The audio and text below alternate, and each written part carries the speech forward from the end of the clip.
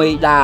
នឹងបានចែកអំណោយខ្ញុំតាក្លូខ្ញុំមានសេចក្តីរីករាយសប្បាយចិត្តសូមទេវតាទាំងឡាយតាមថែផ្សារអូនបានសេចក្តីសុខសេចក្តីចម្រើនណាស់ទៅទីកន្លែងណាបានសុខសប្បាយរហូត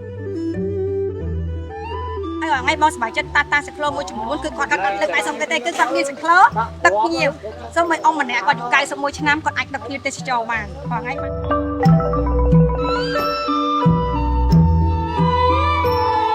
នំមីដាចែករំលែកភាពរីករាយជាមួយនឹងអ្នក